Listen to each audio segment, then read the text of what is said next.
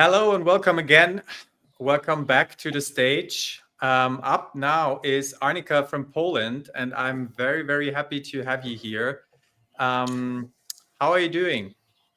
Good, thanks, and I'm very happy to be here today. Yeah, we are very grateful that you took the time and that you will share your experience and your knowledge with us. The topic is quality is not a department, it's a responsibility. Shift left in team practice.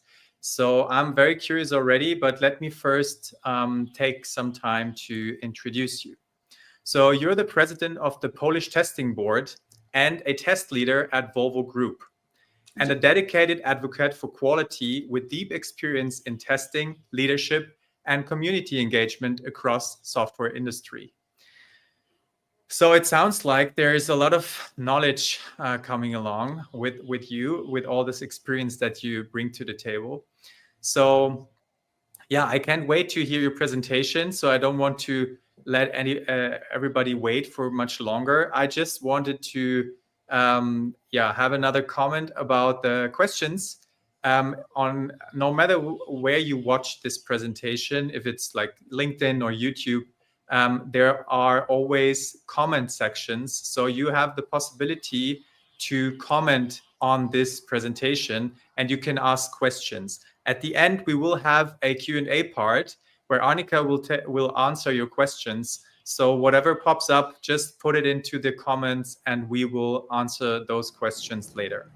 And then one more comment. As you know, and as you might have heard several times now, there is a speaker voting. So you can vote for the speaker that you like the most or the presentation that you like the most. So I hope that you will vote for Arnika. So yeah, I think enough from my side. I think, yeah, it's time for you. The stage is yours, and I wish you a great presentation. Thank you, Michael, and hello again, everyone. I'm here to talk a bit about shift left, but not in the manner that is usually spoken about. So not the technical part, not the tool part, but maybe a bit, but more the team practice, the mindset and the approach and the people factor in the shift left. Because we can have the best tools, we can have all the procedures in place, we can have like rules and all that stuff, but without people, without their approach, their mindset and the team working together on quality, we cannot have a good shift left. Mike already introduced me a bit. What am I at? I'm over 17 years already in testing. I started when I was studying computer science. So I'm a master of engineering in computer science. So I was always connected with the IT world and started already with the IT. So I work with the quality 17 years already. I always backing up the quality because it's very important in many different approaches. I work with waterfall, I work with agile, I work with the shift left, DevOps and all the approaches. But in all of them, quality is important. And this is why I called myself quality advocate. And I will be talking a lot about quality today. Besides that, the boring stuff, I travel a lot, I sail, and I read a lot of books. And sailing and books go together because when you sail and you have like crossing the sea and have 4 days on the boat, then you have time to read. So that's the perfect combination. But enough about me. Let's go shortly to the agenda. So what I will be talking about.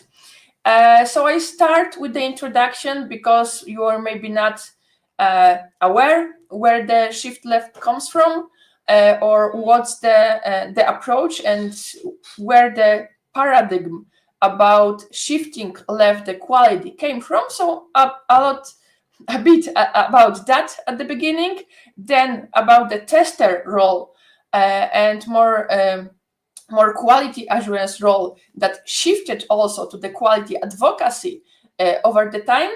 And the most part will be, of course, the how to build a culture, because as I said, I will be mostly talking about the people approach, and the mindset than tooling for the shift left. And how to implement that, how to overcome challenges regarding, because as any change, as any approach, it is challenging to introduce something new, and maybe short action plan how you can do that, maybe how you can introduce the shift left, the quality approach in your company, in your team. And of course, then I will be answering your questions. So starting with the history, so what was there, how it changed, and why it changed. So we had the traditional approach. When I was starting 17 years ago, we were mostly working with the traditional waterfall approach. So the quality was at the very end, right? First, you need to plan everything, analyze everything, design, implement everything, and at the very end, you include testers, if any, or just check the quality. It was challenging as the testers were the end stage gatekeepers, and also to keep within the budget. Very often they were not included in the discussion, in the design, in everything else. So they had the testing phase. They test for them to learn about the product, to prepare those tests and everything they want to do, and then test it. And it was the last part. So as you know, very often overlooked, or if we prolong implementation or design phase, we cut the testing, right? It's very often the case, and it was especially the case with the traditional approach. Also, if it comes to the bug detection, it was detection, not prevention. So mostly we were finding something that is already there, that's already implemented, that is already not working in the system. And that's not something we want to have right now. And of course, we have the silos approach, right? So everybody have their role, and that's it. I cannot work at with somebody else. Usually I'm in my silo, I do only my stuff. Because of how users were changing and expecting something else, also the approach changed. So we started with the Agile approach. Agile has more or less, the name itself, it's like 20 something years old. The lightweight approach is a bit older, but still, if we consider that implementing software is over 50 years old, we see that the Agile is pretty newer. So we have the fast-paced cycles, right? We have sprints. We need to deliver after 2 or 3 weeks. We have to deliver something, and it's best if it works and it is in the quality demands, right? Then we have continuous integration, continuous development. We want to deliver fast. We want to deliver often. Because of that, we have something good and very important, which is feedback loops that are often. We don't need to wait, like with the traditional approach. My first software I was working on, it was medical software. And first we got 600 pages of the specification. The good thing was testers already started to design their test cases. There was implementation, right? So testers were evolved a bit earlier, but then we were developing it. We were doing it. After almost a year, we sent the software to our client. And there was a lot of feedback, a lot of changes, a lot of different demands. And this is mostly what's changed and was the best in my opinion about the Agile, that we don't wait half a year. We don't wait a year. We have a feedback earlier, so we can adapt earlier. We don't have to rewrite half the system. We have time to change small parts, because it's small parts that we are showing. And because we are collaborating in the Agile approach and want to deliver fast, We have the cross-functional teams. We are not in the silos anymore. We collaborate. We can take another person responsibility, maybe not tester writing code and doing all that stuff, but we have testers doing review of the code. We have developers writing automated test scripts, right? So we have this interconnection, this cross-functional approach. So in this approach, we cannot delay testing to the very end because we don't have time for that. We need to do it earlier. We have to prevent, not react what's happening. And prevent also in like real life, not only on the paper, because small anecdote here, when at one of my projects a few years back, the Agile approach and this mindset was introduced, and we were told that we need to prevent bugs, not to only react to them, right? We need to do more prevention stuff. And the management back then wanted the change, the approach very fast. So our leaders, team leaders, decided that everything we do regarding defects, regarding like testing, that was previously reported in the time report spreadsheet, right, as a defect reaction, defect. I think it was like reaction or defect something. We should report on the defect prevention, right? So it changed on the paper and only on the paper at the beginning, but then we adjusted and actually did a lot of prevention. So why the change over time from the traditional to the Agile and to more DevOps, DevSecOps, DevTest, SecOps, and shift left and all the approaches that we have right now. One thing, as always, is budget. We are always think about money, and especially project managers and people responsible for the money, right? So they want to spend less money for the defects. And the fixing of the bugs, of the defects, is actually, there were studies how the cost looks like, and it's actually when we fix some defect already when developing, it's a one unit. Then if we find it when it's testing, it's like 10 to 50, something like that, times this 1 unit. And then if defect needs to be fixed when it was already in the production, it's 100 times more. So if it's 100 times more, it's a lot, right? So we want to do it earlier. We want to have earlier prevention, not to spend the money on the fixing in the very last expensive stages. Also, the customers, the users change over time. They are expecting fast information. They expect quality. There is a lot of competition. So if we are not delivering what is expected, they can change. They are for sure the exceptions. Like, I don't know about your country, but everything that is government issued, like the application to do your taxes and all the information about like the laws and all the government stuff, they don't have the competition, right? So what they are giving us, it's not always the best quality, because we can either use the online option or go to the office and talk to the clerks and other people that are not always very nice, right? And it's just easier to do it online. But for the rest, for the most of the software that is delivered, there is competition.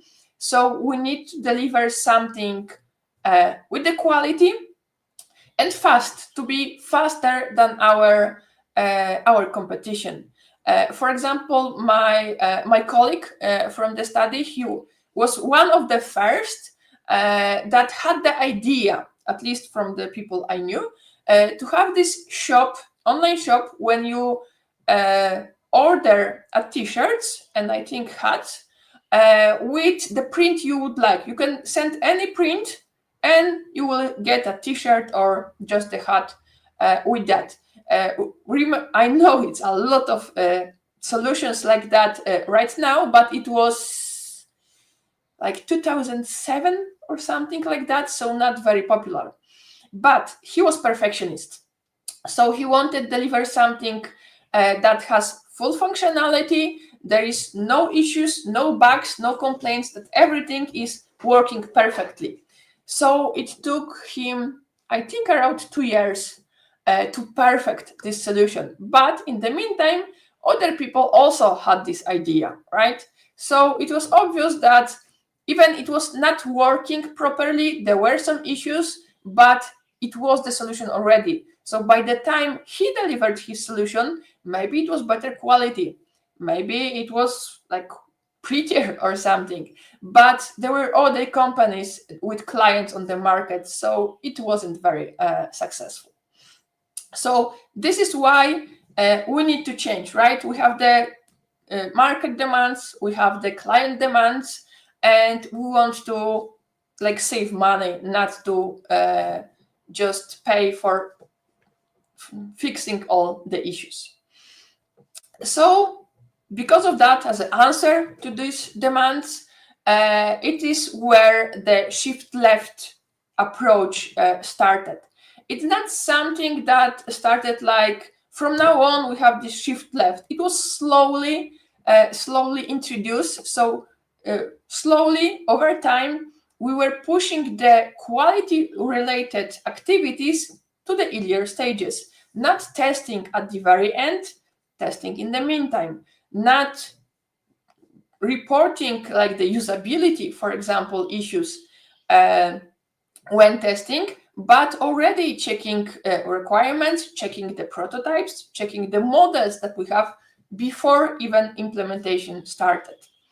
And if it comes to shift left and this whole approach, we have a spectrum, as with almost anything, because as I said, we have different things that we need to consider what can be shift left actually.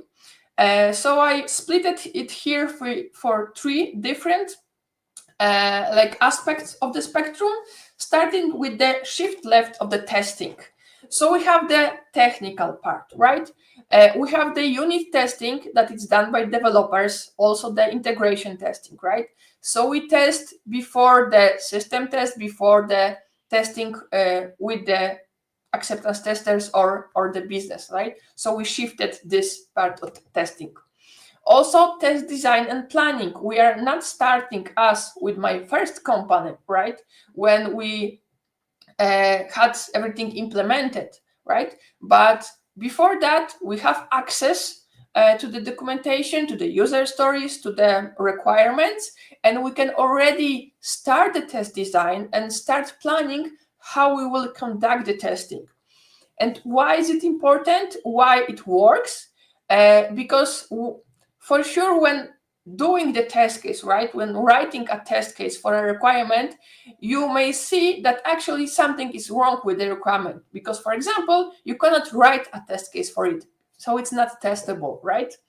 And then we also have the automation, right? So like the Holy Grail, and the CI/CD pipelines. So everything is automated. We are integrating and delivering everything like from every few weeks to every few minutes as for like I think Spotify it's deploying the new version like few times a day, right? So it's much faster. But that's the approach if it comes to like the tools and the technical part. Another part of the spectrum is the quality. So testing is the part of quality, but quality is much broader, right? So we already consider the quality in requirements. We are checking the non-functional part, very often overlooked, right? So we are checking the performance if it's already there. the usability, the testability, all the characteristics that can be checked if they are included in the requirements, right? So working with the client, only gathering the requirements, very early stages, we can already think about quality and everything that's related. Reviews, very important stuff. Something called like static testing in the ISTQB world, right? Like reviewing stuff that someone else did, not to criticize them. That's bad approach, but to find if something can be improved, right? Because where the rubber ducky comes from. If you tell something about what you are doing to anyone, even a rubber ducky, you may find issues, right? If someone has the like fresh view, fresh approach, outside approach to what you did, they can have already information. They can see that something can be improved. This is why reviews are important, and also because they can be done on the very early stages. And also when we designing the system, right? When we taking the architectural decisions, we need to have quality in mind, thinking about maintainability, thinking about future changes, how they will influence what we already implementing. So this is also the area when we should have quality in mind. And then we have the third and I would say most important or very important part of the spectrum, which is mindset. Because as I said, we can have the best and most expensive tools. We can have describe the procedures and processes in place, right? But without mindset, we all know how it will work, right? Someone is telling us something to do, we will mark the word, we will fake it. But if we are not into it, probably we will not follow all the procedures, or we can do the tools wrongly.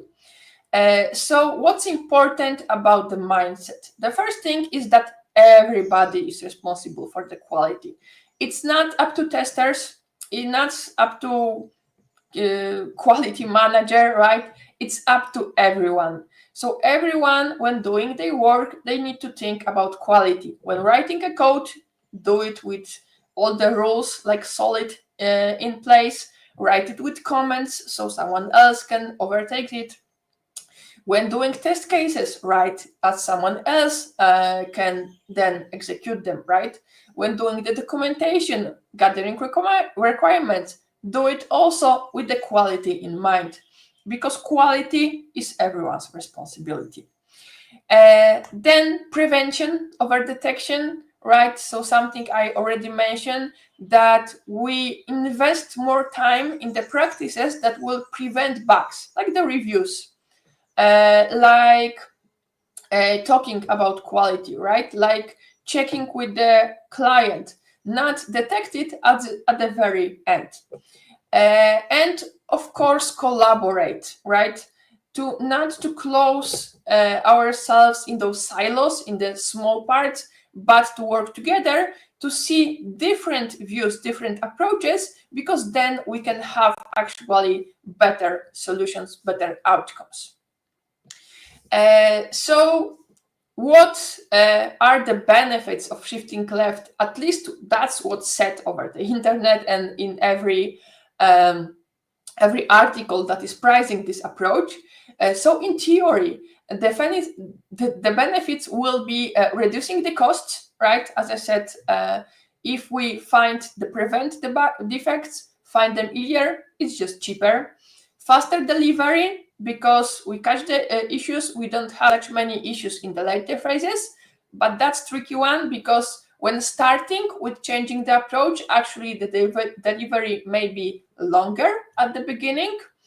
If we work with quality in mind, for sure we will give the better user experience, right? Because it will be taken care of during the implementation.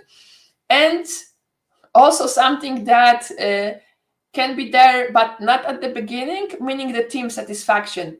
If we see that we do not only like put the fires down, right?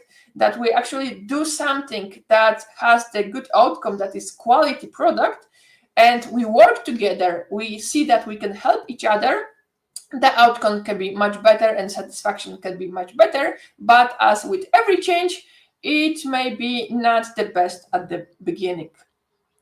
So how in this approach, in all of that, the quality assurance, the testing, the tester's role change over time.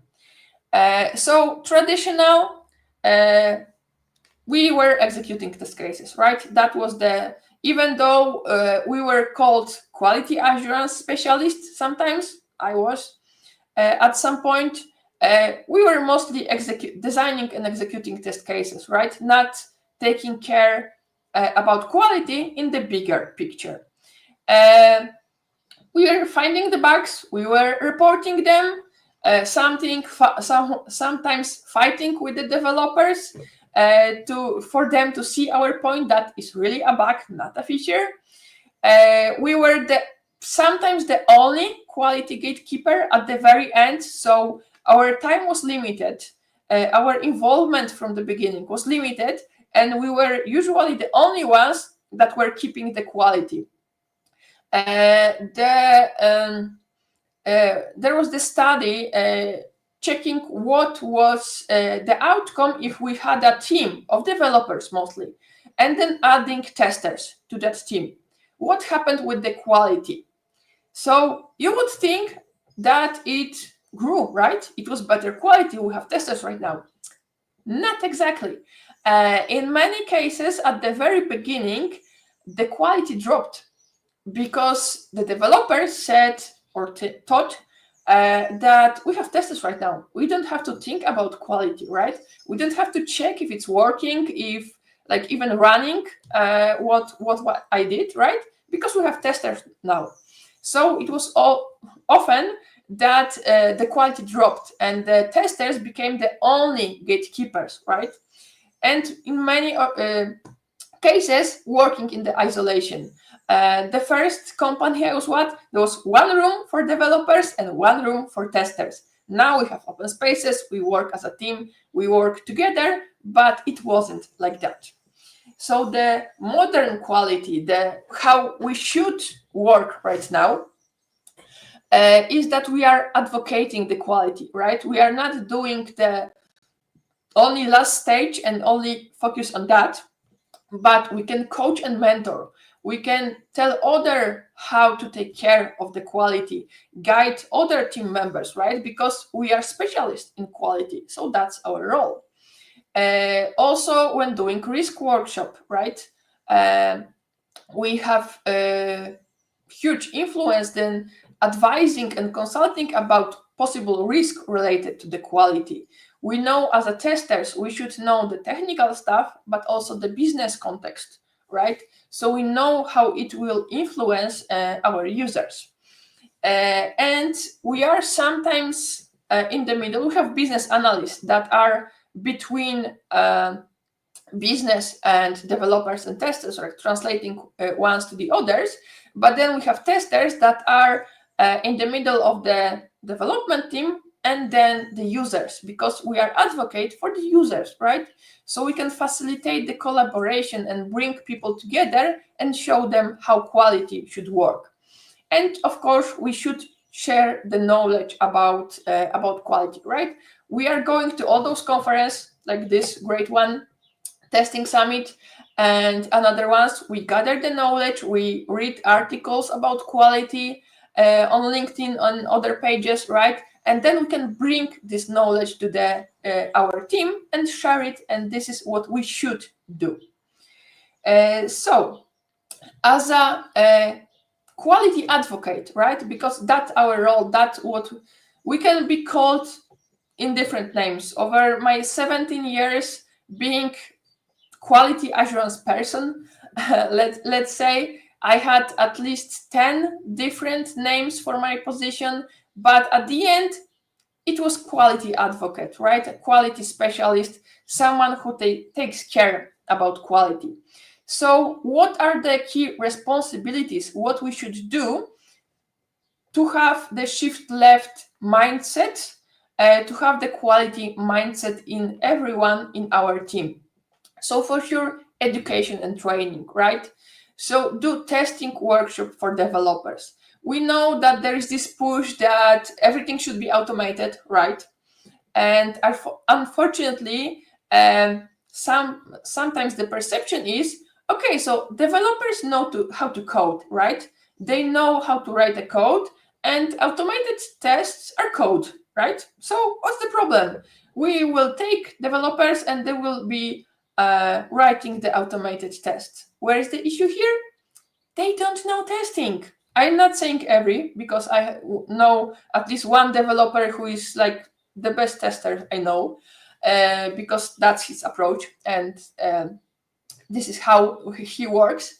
But more often, they don't know testing. They don't know testing approach. When they do test, they're doing happy paths, right? They are not taught to think about the alternative scenarios, the negative scenarios, and all of that we as a testers, as a quality advocates know, right? So it's our role to show them how testing works, right? To share the best practices regarding the quality, writing tests, reviews, and all that stuff. Also provide the guidance, right? For example, work with business analysts, show them the test design techniques, because then it may influence and help them when writing the requirements, when gathering them, because they know what we will be testing, right? And of course, mentor all of the people on the quality practices which we gather in our work, in the conferences, in the literature that we read. Another responsibility to build the mindset of the quality, to make sure that shift left will be welcomed by everyone, not just something that we need to do again and we need to change our approach again, right? Is the constant process improvement. That was also the idea behind Agile approach, right? That we do something in cycles and we can improve every cycle. We deliver more if it comes to the product, but we also have retrospectives. Retrospectives are not about the product, right? They are about the project and how to improve our work, how to deliver faster, how to make sure quality is there, how to work better. So the Agile approach is the constant improvement approach, right? So the process improvement, it's also what we should advocate for. So identify the quality bottlenecks, right? Where are the issues? Why our quality is dropping or it's not on the level we would like to have it? Suggest the improvements, right? Also for the development, because maybe we read about something. Maybe we have developers that don't know about the solid principles. Maybe they know, maybe they aren't. Make sure that reviews are in there, or like pair programming, pair testing also, right? Also facilitate the retrospective in the focus on the quality, because okay, we can talk about like our approach, but do we think about quality when doing the retrospective? And of course, champion the automation initiative, right? Because automation is tricky, it's challenging, but it's very, very important when talking about quality and shifting everything left. Then we can also be huge part of the risk management, right? As a quality advocate, we need to work, we have even approach like risk-based testing, right? So we need to manage this risk about performing the risk assessment, something that is often omitted, because why do we need talking what could go wrong, right? Let's just do the stuff. But it actually can prevent, and as we said, prevention is important in the shift left approach. The exploratory testing, right? That's something that can cover broad area and find the risk with our application. Also, the coverage, making sure how the application, the software should be covered with the tests, right? Where to put more effort. Remember about the that 20%, the Pareto law, right? That 20% of the application will cause the 80% of issues. So finding it and covering this area with more tests will be also working with the risk, right? And of course, support the production monitoring to know what's going on after we deliver our solution. And also, of course, the cultural change agent. So we have whole another area, right, called change management, and for a reason. Because, as I said, everything is changing, so we need to adjust to that, and we need the cultural change, because if only someone will come and say, you need to shift left, this is the workflow, these are the tools, you need to work with that. It will not work, right? We need the cultural, we need the mindset change, and as a testers, as a quality people, we can promote that, we can work on that. How? By promoting the quality first thinking, to always have the quality in mind, celebrating the achievements regarding the quality, for example, like less, more positive feedback, right? Less complaints regarding the quality. Also talk about the misconceptions about quality. Because as one of the fundamental rules of testing said, if the software is working properly, there is no bugs, it doesn't mean that we are fulfilling the expectation of our users, right? And fulfilling their expectations is the quality, not only delivering something with working and without bugs.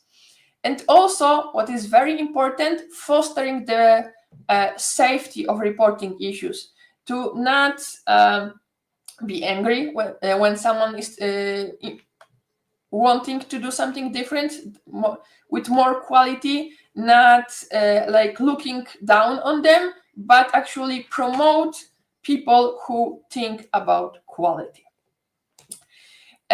So how we can build this culture, right? How we can work on that and make sure that everyone knows that they are responsible for the quality.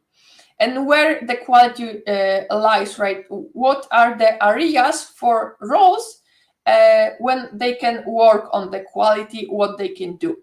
For the developers, for sure, the first thing that comes to mind is unit and integration testing, right? So doing the testing for the small parts in the early phases to make sure that is working, right?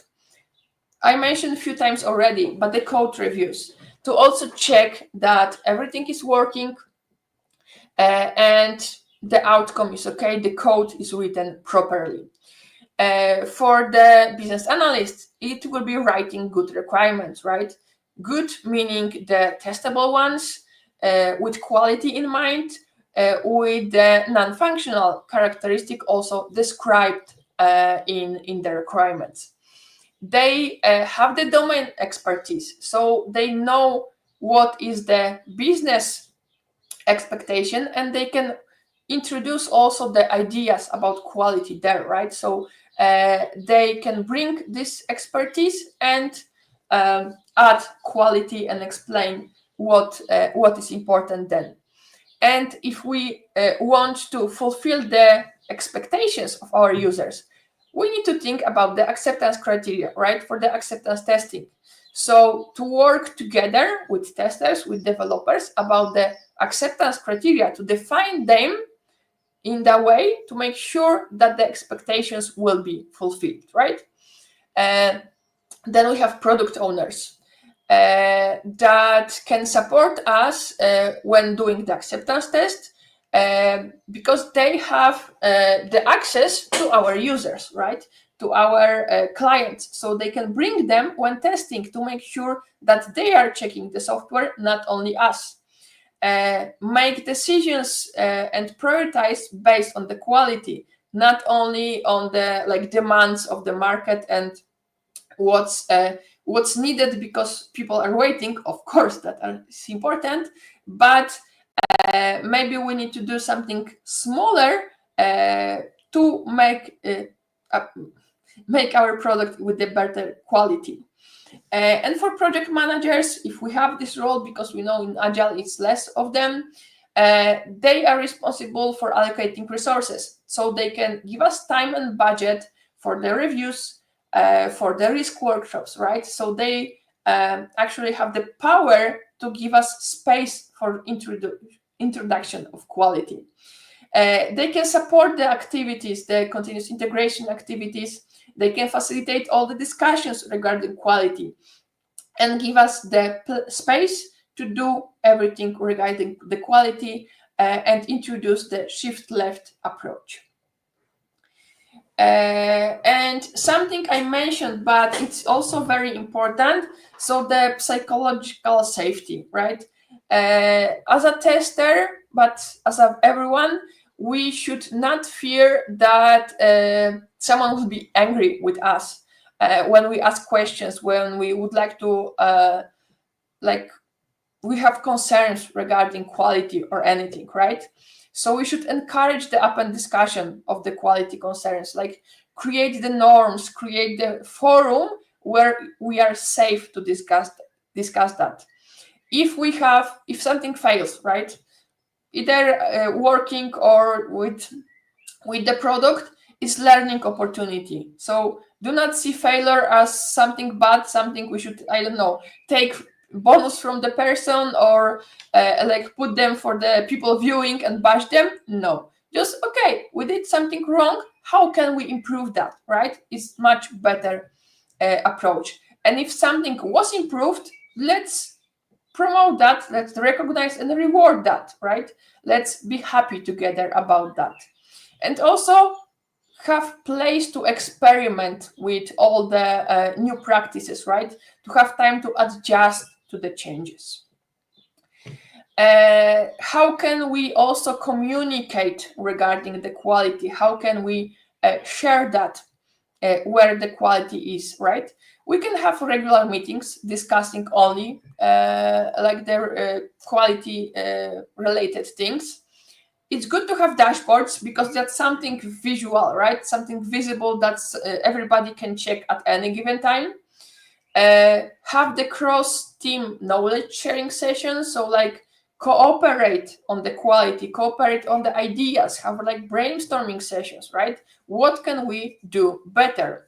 And of course, celebrations. I'm repeating it a few times already about the celebration, but actually that's something also in the change management approach, right? For example, in the ADKAR model, we have the awareness, we have the desire to have the change, right? We are giving the knowledge. I forgot the fourth one. Action, I think. So we are doing the change, but the so the last one is reinforcement. Because if we change and do not reflect on it, right? We do not say, okay, this change had this outcome. This was good, this was bad. This is what can we improve, right? We do not reinforce the change. It will not stick. We need to reinforce the change. We need to make sure that people know what was the outcome of their actions, right? This is why I'm talking about this promotion and celebrating the positive, the quality, successful outcomes. So, okay, right? We know what, as a testers, as a quality assurance people, we should do, right? How we can promote this approach, how to help setting the mindset for the focus on the quality and trying to shift left everything. But for sure, we will have challenges, right? There are always challenges, and what can we do with them, right? How can we work with things that can be obstacles in our way to the better quality and to better to shifting more left our approach. So the always things that always be there, the resistance to change, right? Change is constant, but people don't like to change. They have they're saying that we are working this way, long time it's working, why change it, right? It's not my job. It's working fine. We don't want to change it. We need to deliver features, not write tests. Let's stick to what we have right now, right? What can we do? How we can change their mindset? For sure, starting small, right?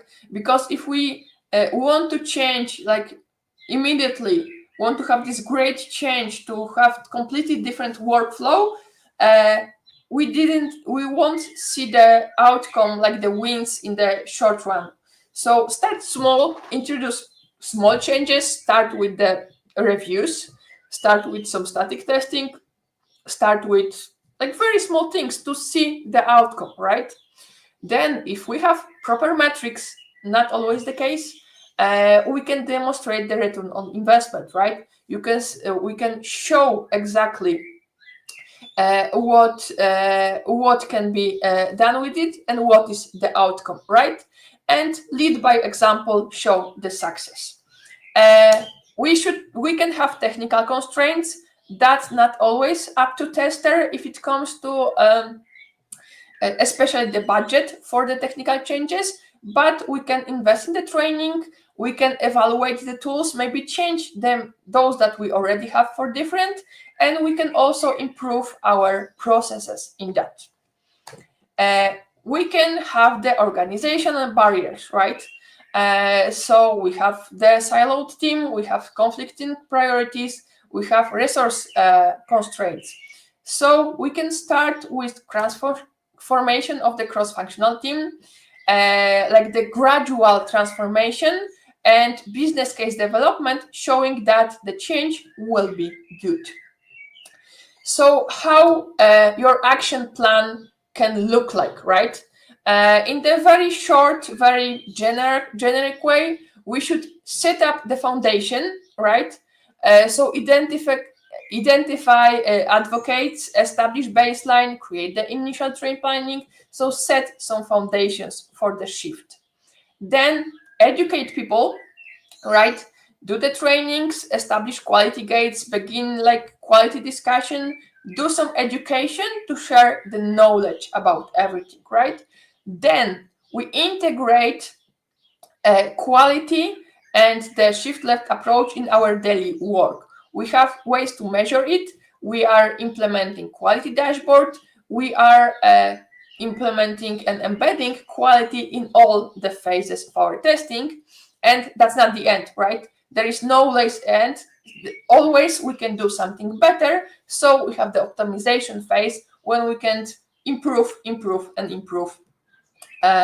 over time, right? And to sustain, to reinforce our change. How can we start? With a simple checklist, right? So find a quality advocate, it's you, right? Choose a pilot team or a project, start small, define the success criteria, because we need to know what will be the criteria, when we can, how we can show, when we can say that, okay, it's a success, right? Secure the management support, very important. Plan trainings, plan sharing knowledge, set up the automation tools, and schedule the progress review. Small steps that we can have at the beginning of our journey toward quality, toward shifting left. To sum everything up, because I'm told we should finish. As I said many times, quality is everyone's responsibility, and we do share this mindset, share this approach to everyone. Shift left meaning not only using tools, but moving quality earlier, not only testing, but quality to the earlier phases. Quality advocate, so some probably testers, need to coach, educate, and facilitate, not just test. Shift left and any change is a cultural change, not only like technical one. We should start small and build the momentum over time. We really need to measure the progress and communicate the outcomes, and we need to improve constantly, not only like, okay, it's done, we are here, and that's everything. And that was exactly 50 minutes. of my presentation. You have my contact here, and now if we have any question, we can go to them. I cannot hear you, Michael. You are muted. Okay, now. Okay, thank you so much, Arnika. Unfortunately, there's no time left for questions, but I didn't want to interrupt you because I think it was a very valuable and very interesting presentation. So therefore, I just wanted to hear it all the way to the end. So thank you so much for your insights and all the knowledge. Unfortunately, we're very tight on time. I can go to YouTube and LinkedIn, and maybe when there are comments, I can answer them.